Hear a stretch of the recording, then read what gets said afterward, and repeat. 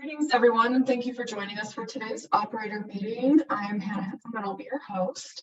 We just have a couple quick announcements this morning. Chris Eisinger, you can take over. Sure. Thank you, Hannah. Good morning, everybody. I'm going to share my screen real quickly, Hannah, if I can. So this will be a very quick meeting as far as announcements, and then we'll be happy to try to answer any questions if anyone has them. The first thing that I wanted to let people know is that for the Form 3, in the last couple of weeks, we discovered an error in the way a calculation was being done that was not in agreement with the rules. And that is that for the option 3 and option 4 of the financial assurance plan rules, the calculation for the determining the percentages paid over time, it originally had just the amount for wells. So if you were paying 5 or 10% the amount due, it was just being applied towards the wells, and for non-well facilities, it was applying the total amount required for the bonding. That was incorrect, and in fact, the rules include non-well facilities as part of that partial amount due. And so we are working with the developer to fix this, and there are a couple dozen or more operators who've submitted Form 3s that are now in process, for which we're going to update that value, and we will send out an email notification letting you know that's been done. It will reduce the amount that is owed on the financial assurance plan. And I'm going to show you, here is the actual form. And what is going to change is, in this case, this is just a test data for ourselves, for the Colorado Oil and Gas Conservation Commission, but these lines here in the operator's financial assurance summary for Rule 703 and Rule 704. For most of the people with option 3 or 4 submitted, these are going to show a total amount of, say, $100,000 for the surface owner protection bond. That will actually be now a percentage, so it will be reduced by quite a bit for what is owed there. And the same goes for the other non-well facilities. This amount and per Rule 704 will also go down. So that change is coming. It will be automated. You won't have to do anything for it. And we will try to notify you after that's done, just so you're aware that that change has been made. And additionally, for those submitting new Form 3s, so meaning that you're just starting a new one, this will display correctly here, hopefully by the end of this week. So just wanted to give people a heads up that that change is coming. So the second announcement is with regards to a tool that we are just about to deploy, that is to give operators a survey of all of their surface owner bonds and surface use agreements in place. With the new financial assurance rules, the rules specify that if you have a surface use agreement in place, you do not need a surface owner bond for that. But many operators don't necessarily know for which wells they have surface use agreements on, especially for older ones. So this tool will pull information from our database and give you a complete survey of everything that you have. And here is what it's going to, the tool will look like. There'll be a link on the company detail page to take you to the surface owner bond and surface use agreement report.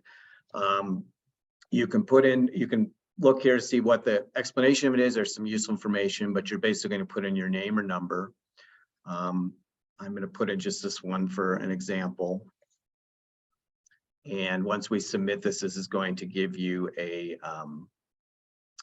full report, which you can then export. And it's going to show you for every single well,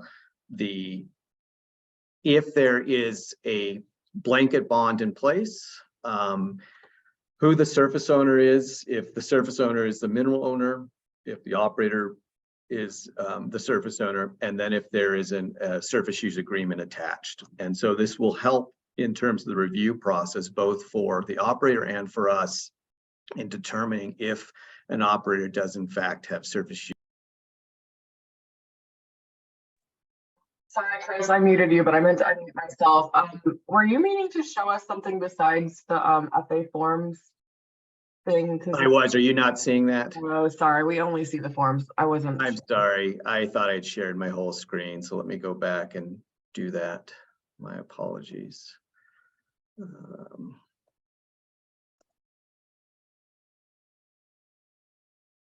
Okay.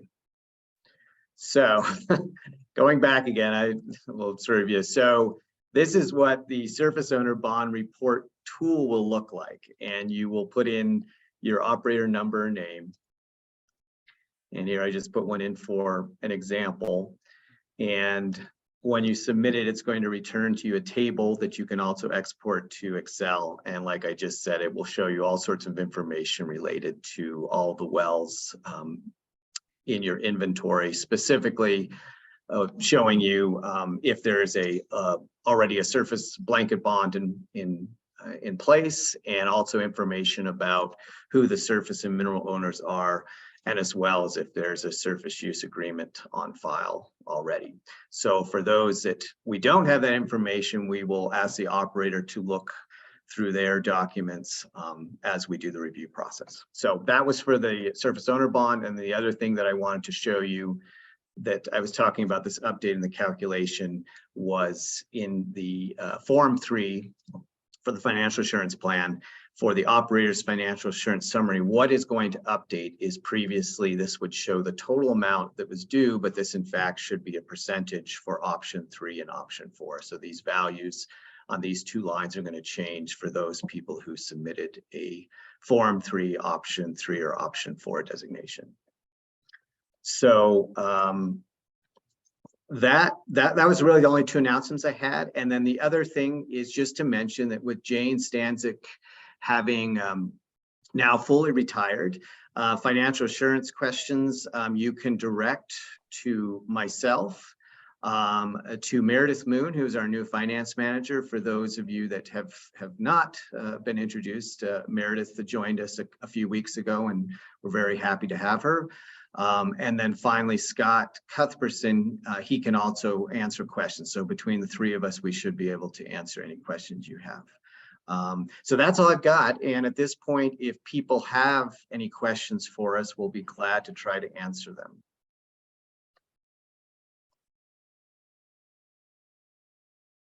Thanks, Chris. I don't see any questions right now, but we'll give folks just a few minutes.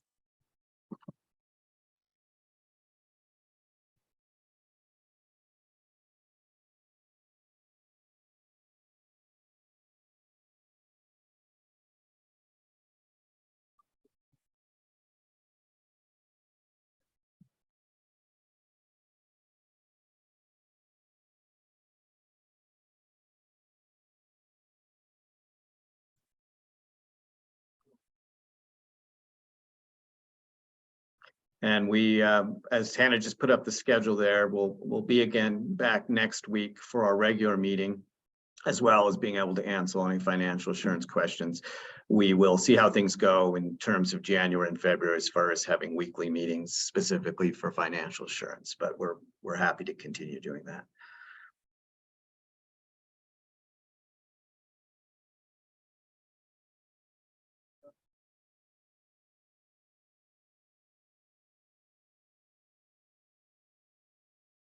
All right, I'm sure somebody would have typed something in by now if they needed to ask questions. You can send any questions you have to Chris.